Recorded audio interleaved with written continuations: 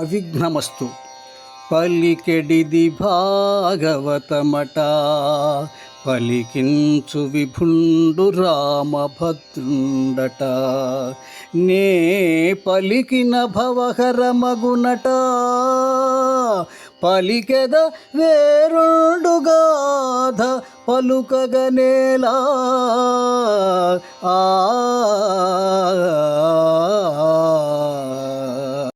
భాగవత పద్యమకరంద ప్రియులారా, నమస్తే. ఈ భాగవతంలోని అద్భుత ఘట్టం గజేంద్ర మోక్షణం నుండి పద్యాలను పాడుకుందాం. శ్రీ సుఖమహర్షి పరీక్షిన్ నరేంద్రునితో ఇట్లనెను: పూర్వము 4వ మనువు కాలమున శ్రీ మహావిష్ణువు హరిమేధునకు హరిణియందు హరిగా జన్మించాడు. అఖిల లోకేశ్వరుడైన ఆ హరి మొసలిచే చిక్కిన గజేంద్రుని విడిపించి ప్రాణభయం పోగొట్టాడు అని అన్నాడు. అప్పుడు పరీక్షిన్ మహారాజు, ఆటవనాటములకు పోరాటం బెట్లుగలిగే పురుషోత్తముచే ఆరాటమెట్లు మానెను ఘోరాటవిలోని భద్రకుంజరమునకున్.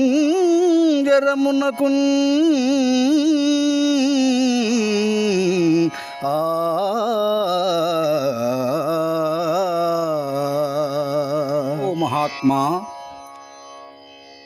నీటిలో ఉండే మొసలికి అడవిలో తిరిగే ఏనుగుకి పోరాటం ఎందుకొచ్చింది? ఆ పోరును శ్రీహరి ఏ విధంగా తీర్చాడు? ఆ గజరాజు బాధ ఎలా తీరింది? ఓ మునీంద్ర, ఆ కథ ఎలా జరిగిందో నాకు వినాలని కోరిక కలుగుతున్నది. దయతో నాకు వినిపించు. అంతేకాక ఏ కథల యందు పుణ్యశ్లోకుడు హరిశప్పబడును సూరిజనులచే, ఆ కథలు పుణ్యకథలని యాకర్నింపుదురు పెద్దలతి హర్షమున.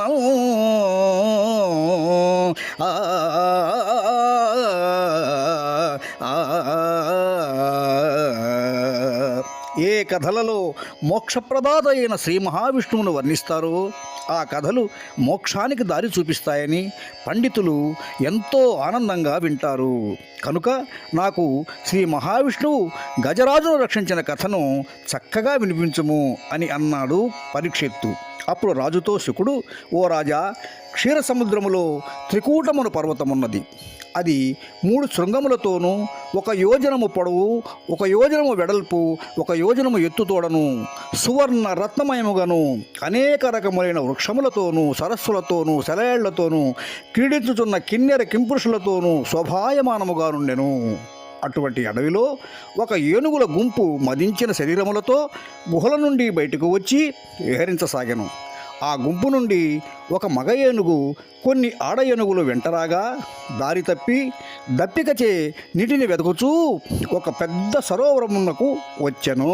ఏనుగుల మందలో నుండి విడిపోయిన ఒక గజరాజు కొన్ని ఆడ ఏనుగులచే సేవింపబడుచు మోహావేశములో పడి దారి తప్పి దప్పికొని పోయిపోయి దాహము తీర్చుకున్నటకై ఒక కొలను చెంతకు చేరెను.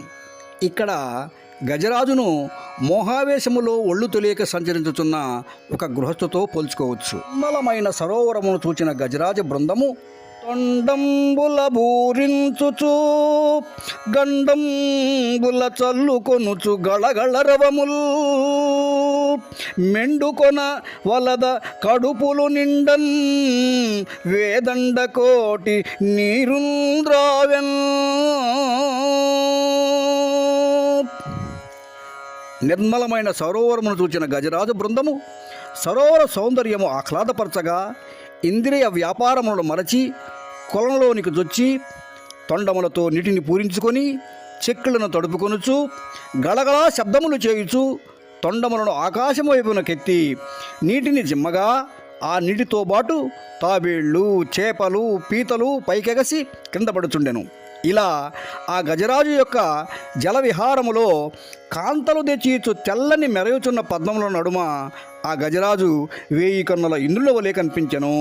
ఆ గజరాజ బృందము చేసిన విశేషమైన సంచారం వల్ల ఆ సరస్సు అందచందాలు మారిపోయి క్రొత్త సొగసులు సంతరించుకుంది. ఇంతలో భుగ భుగాయత భూరి బుద్భుద చటలతో కదలుచు దివికి భంగంబులగయా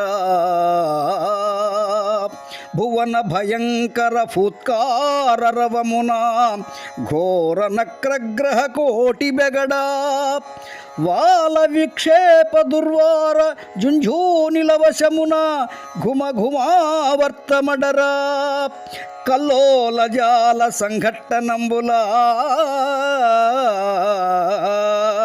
తరులు మూలములతో ధరణిగూల సరసిలో నుండి పొడగని సంభ్రమించి ఉదరి కుప్పించి లంఘించి హూంకరించి భాను కబళించి పట్టు స్వర్భాను పగిది నొక్క మకరేంద్రుడి భరాజు నొడిసి పట్టే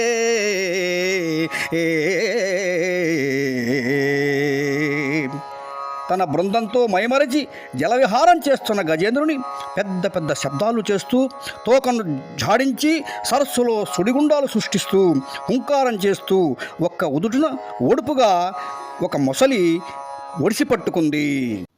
సరస్సులో మైమరచి జలక్రీడలాడుతున్న గజరాజును సూర్యుని కవళించిన రాహువు వలె ఒక మకరేంద్రుడు ఒడిసి పట్టుకున్నప్పుడు వడి దప్పించి కరీంద్రుడు నిడుదకరం వెత్తివ్రేయ నీరాటంబో పొడబడిగినట్లు జలములబడి కడువడి బట్టె పూర్వ పదయుగళంబో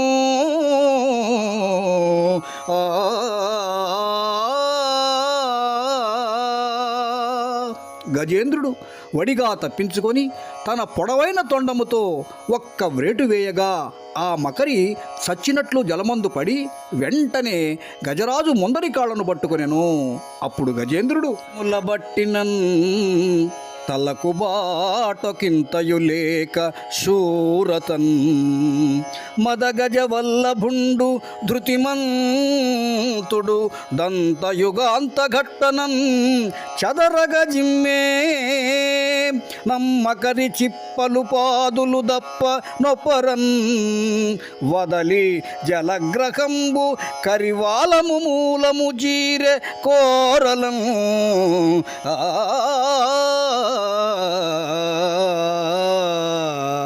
మకరి తన కాళ్లను పట్టుకున్నను తడబడక ధృతిమంతుడును శూరుడును అయిన గజరాజు తప్పించుకొని ఏమాత్రము భయపడక తన దంతములతో ఆ మొసలు యొక్క బొరుసులు క్రింది భాగాలు కదిలిపోయేలా చిట్లిపోయేలా పొడిచాడు. అప్పుడు ఆ మొసలి కాళ్లను వదిలిపెట్టి గజరాజు తోకమూలాన్ని కరిచింది. దిగుచు మకరి సరసికి కరిదరికి మకరి దిగుచు కరి కరి బెరయను కరికి మకరి మకరికి గరి భరమనుచును అతలకు తల భటుల దిరిపడను. ఇక ఆ మొసలి ఏనుగును మడుగులోకి లాగింది. ఏనుగు మొసలిని గట్టువైపు కీడ్చింది. ఇలా పరస్పర ద్వేషంతో రోషంతో పోరాడుచుండగా ఏనుగు కన్నా మొసలి, మొసలి కన్నా ఏనుగు బలంగా కనిపిస్తున్నాయే అంటూ అతల కుతలాది అధోలోకాలలోని వీరులు బెదరిపోయారట. పరస్పర ద్వేషంతో రోషంతో కరీంద్రుడు మకరీంద్రుడు విజృంభించి ఒకదాన్ని మరొకటి ఓడించాలన్న పట్టుదలతో పెనుగులాట సాగించాయి. వాటి పరిభ్రమణ వేగానికి సరస్సులోని నీళ్లన్నీ సుడులు తిరిగి కలుషితమైపోయాయి. ఇలా పట్టుదలతో రెండూ నిద్రాహారాలు మాని ఘోరంగా చెలరేగి చాలా కాలం అవి పోరాటం సాగించాయి. ఆ సమయంలో మకరితోడబోరు మాతంగ విభుని ఒక్కరు నిడించిపోవ కాళ్ళు రాక కోరి చూచుచుండే కుంజరీయూధంబు మగలు దగులుగారే మగువలకును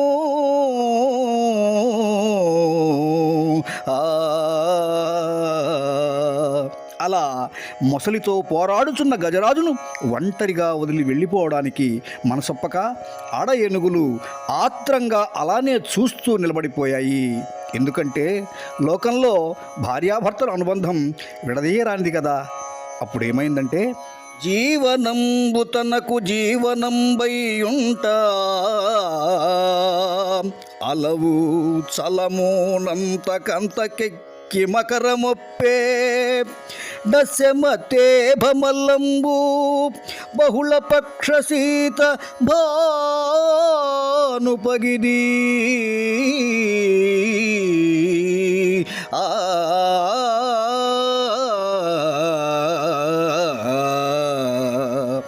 చలరేగి పోరాడుతున్న సమయంలో కాలం గడిచే కొద్దీ మొసలి జీవనాధారం నీరు కాబట్టి దాని బలం పట్టుదల అంతకంతకు పెరిగిపోతున్నాయి. మొసలికి స్థానబలం కలిసి వచ్చింది. నేలపై తిరిగే గజరాజు బలవంతుడైనప్పటికీ నీటిలో అతని శక్తి చాలలేదు.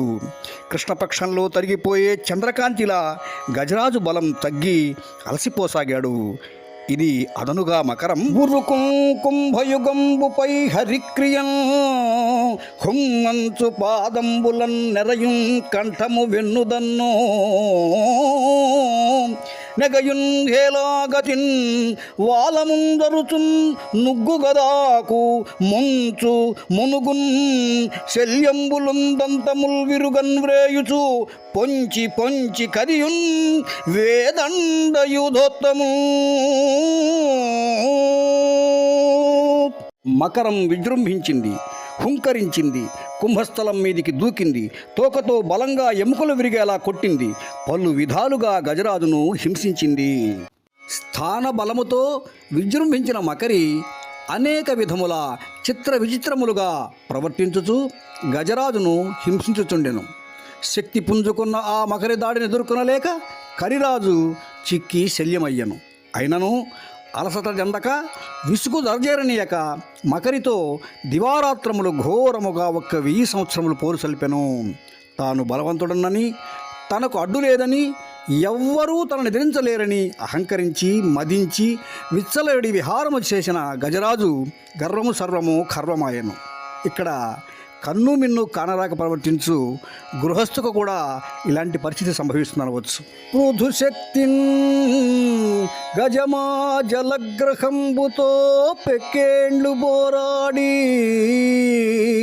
సంశిథిలంబై తనలావు వైరి బలము చింతించి మిథ్యామనోరథమింకేటికి దీని గెల్వ సరిపోరంజాలరాదంచు సంవ్యధమై ఇట్లను పూర్వపుణ్య ఫల దివ్య జ్ఞాన సంపత్తితో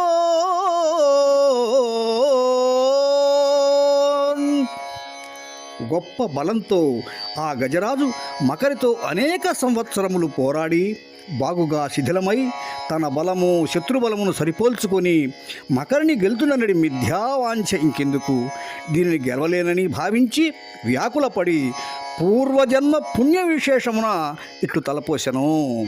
ఏ రూపమున దీని గెల్తూ ఇట మీదే వేల్పు చింతింతు నెవ్వారింజీరుదు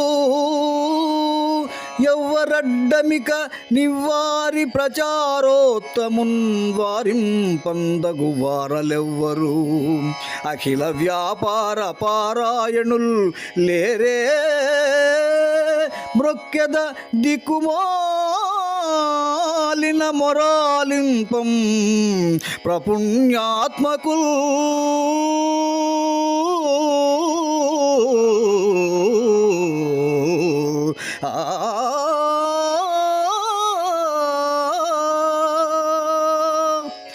ఏ విధంగా ఈ మొసలిని గెలవగలను? ఇక నేను ఏ దేవుని ప్రార్థించేది, ఎవరిని పిలిచేది? ఈ ఆపదలో నాకు అడ్డుపడేవారెవరు? ఈ పెద్ద ముసలిని ఎదుర్కొనేవారెవరు?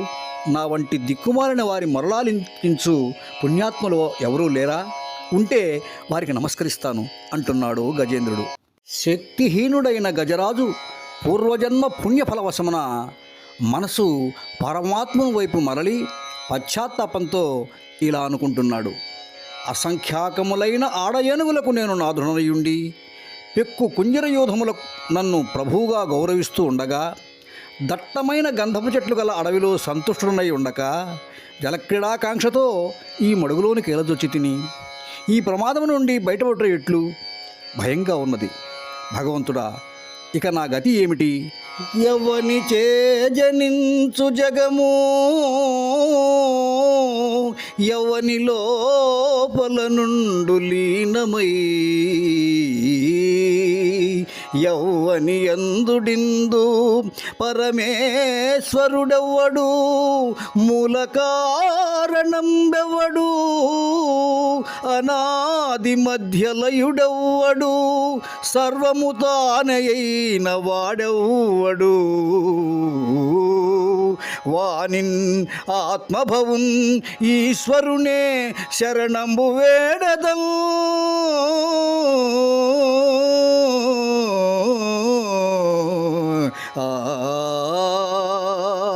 ఈ జగత్తు అంతా ఎవరి వలన పుట్టిందో, ఎవని యందు అణిగి ఉంటుందో, ఎవరిలో లీనమైపోతుందో, ఎవడు పరమేశ్వరుడో, ఈ విశ్వానికి మూల కారణమైన వాడెవడో, ఎవనికి ఆది మధ్య అంతములు అనగా పుట్టుట పెరుగుట నశించుట ఉండవో, ఎవడు అన్నీ తానై ఉంటాడో, అటువంటి స్వయంభూడైన ఆ విశ్వ నియామకుణ్ణి శరణు కోరతాను అని నిర్ణయించుకున్నాడు గజరాజు. ఈ పద్యంలో పోతన విశ్వజనీనమైన ప్రార్థనా పద్యంగా వ్రాశాడని చెప్పవచ్చు. ఇక్కడ ఈశ్వరుడు అంటే జగన్నియామకుడు, సృష్టికర్త అని అర్థం. ఈ పద్యంలోనే కాక రాబోయే మరికొన్ని పద్యాలలో భగవంతుడు అనే పదానికి నిర్వచనం చెప్పాడు పోతన. ఒక పరి జగములు వెలినిడి, ఒక పరి లోపలికి గొనుచును భయము తానై, సకలార్థ సాక్షియగు నై అకలంకుని ఆత్మమూలు అర్ధిందలంతున్.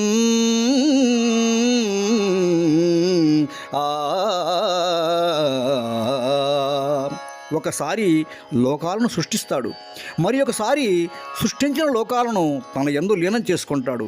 వెలుపలను లోపలను తానే ఉంటూ సర్వమునకు సాక్షియుండు పవిత్రుడును నిర్మలుడును అయిన ఆ ఆత్మమూలమైన పరమాత్మని నేను ధ్యానిస్తాను అంటాడు గజరాజు.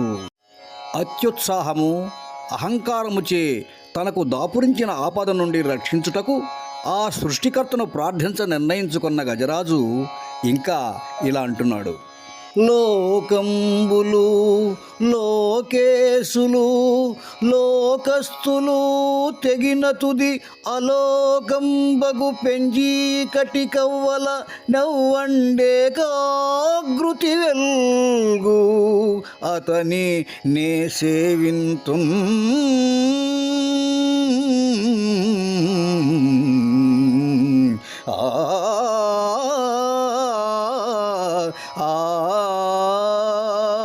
ఈ సర్వలోకాలు లోకపాలకులు లోకాలలో ఉండేవారు అందరూ నశించిన తరువాత లోకరహితమైన ఆ కారుచీకటి కవల అఖండ తేజోరూపంగా ప్రకాశిస్తూ ఉండే ఆ పరమాత్ముని శాశ్వతుని నేను సేవిస్తాను.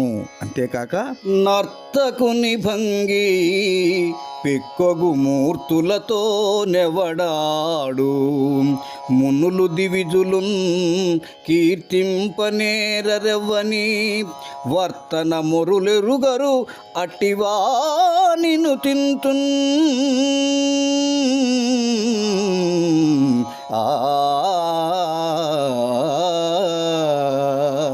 ఎవరైతే నటుడి వలె పెక్కు రూపాలలో నటిస్తూ ఉంటాడో, ఋషులు దేవతలు మునులు ఎవరిని స్తుతింపజాలరో, ఎవరి ప్రవర్తన ఇతరులకు అగోచరంగా ఊహించనిదిగా ఉంటుందో అలాంటి పరమపురుషుని నేను పూజిస్తాను.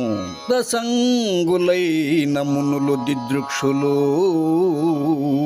సర్వభూతహితులు సాధు చిత్తులు అసదృశవ్రతాఢ్యులై కొలుతురవని దివ్య పదము వాడు దిక్కు నాకు.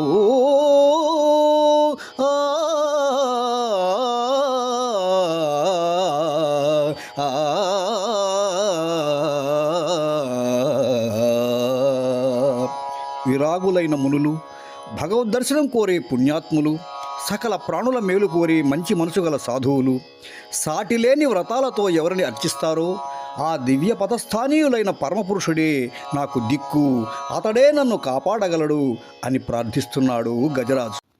తనకు దాపురించిన పెను ఆపద నుండి రక్షించుటకు ఆ పరమపురుషుడే దిక్కు అని భావించిన గజరాజు ఇంకా ఇలా ప్రార్థిస్తున్నాడు.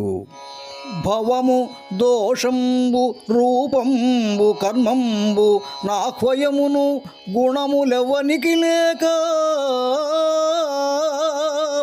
జగముల కలిగించు సమయించు కొరకునై నిజమాయనవ్వడిన్నియును దాల్చు ఆ పరేశునకు అనంత శక్తికి బ్రహ్మకు ఇద్దరూపికి రూపహీనునకును చిత్రచారునికి సాక్షికి నా ఆత్మరుచికిని పరమాత్మునకు పరబ్రహ్మమునకు మాటల నెరుకల మనముల జరంగగాని శుచికి సత్వగమ్యుడగుచు నిపుణుడైన వాని నిష్కర్మతకు మెచ్చు వానికేనొనర్తు వందనములు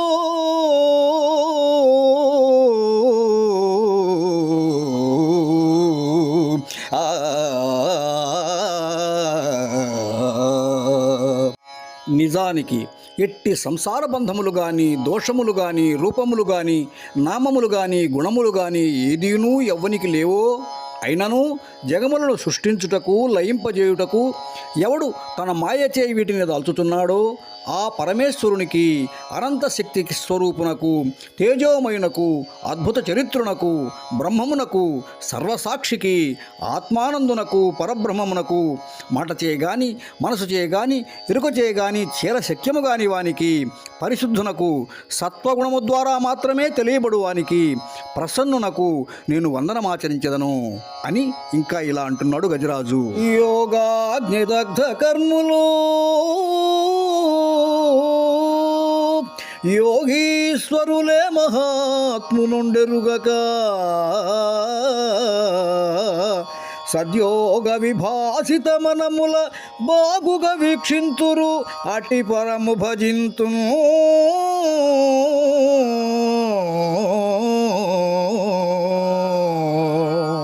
జ్ఞానమనే అగ్నిచే కర్మబంధములను దగ్ధముగా వించుకున్న యోగీశ్వరుడు ఇక దేనిని తలుచుకోకుండా ఏకాగ్ర చిత్తంతో యోగం చేత ప్రకాశించిన మనస్సుతో ఏ మహాత్ముని దర్శింపగలరో అట్టి పరమాత్ముని నేను సేవిస్తాను అంటున్నాడు గజరాజు. మిత్రులారా, వీక్షకులకు అనుకూలంగా ఈ గజేంద్ర మోక్ష ఘట్టాన్ని 2 భాగాలుగా వినిపించదలిచాను. రెండవ భాగాన్ని కూడా వీక్షించి ఆనందించి ఆశీర్వదించగోరుతున్నాను. భాగవత పద్యమ గ్రంథ ప్రియులారా, నమస్తే. పోస్ట్ చూచిన వెంటనే ఒక లైక్ చేయండి, మీ మిత్రులకు షేర్ చేయండి, జై శ్రీకృష్ణ అని కామెంట్ చేయండి, ఛానల్ను సబ్స్క్రైబ్